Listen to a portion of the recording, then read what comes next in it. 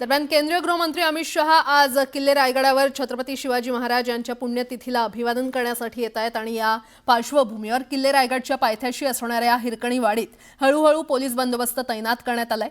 पाचाड येथील हेलिपॅडवर अमित शहा सकाळी 10:30 उतरणार आहेत आणि त्यानंतर ते रोपवेनं किल्ले रायगडावर जाणार आहेत। यासाठी सकाळपासूनच मोठा पोलीस बंदोबस्त तैनात करण्यात आलाय।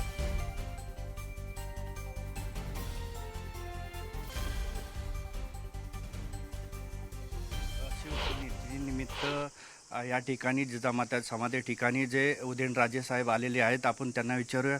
सर, या ठिकाणी तुम्ही आलात, आज काय नियोजन असणार आहे आणि कोण कोण येणार आहे?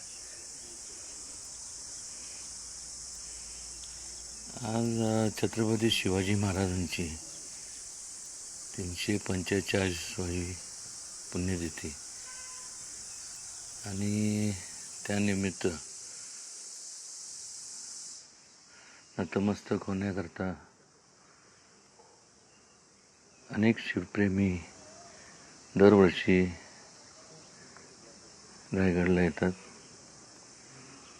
यावर्षी अमितभाई शाह येणार आहेत, मुख्यमंत्री आणि दोन्ही उपमुख्यमंत्री।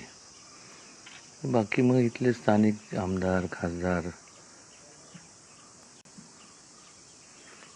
मेन म्हणजे सगळे शिवप्रेमी या ठिकाणी, सर्वच शिवप्रेमी आहेत तसं पाहायला गेलं तर। गडावरती काय काय कार्यक्रम असणार आहेत? प्रामुख्याने आता होळीचा माळा म्हणा किंवा त्याचबरोबर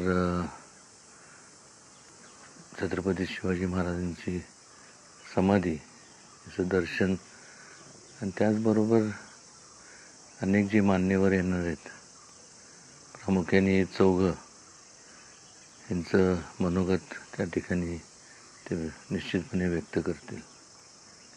तुम्ही बोललात वाघ्या कुत्र्याच्या बद्दल जे वक्तव्य चाललेले आहे त्याच्याबद्दल काय सांगा?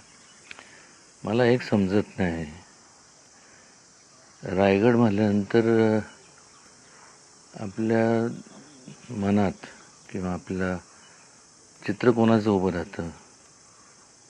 छत्रपती शिवाजी महाराजांचं। मी काल देखील सांगितलं की हे जे सरदार लोक होते, होळकरांपासूनच सुरुवात करूया। इंदोरचे होळकर असतील, बडोद्याचे गायकवाड असतील, ग्वाल्हेरचे शिंदे असतील, नागपूरचे भोसले असतील, हे प्रमुख त्यावेळेस सरदार होते। कालांतराने जर आपण पाहिलं तर हे सगळे ब्रिटिशांना जाऊन मिळाले आणि त्यावेळेस ती जी रक्कम पाठवण्यात आली होळकरांकडनं,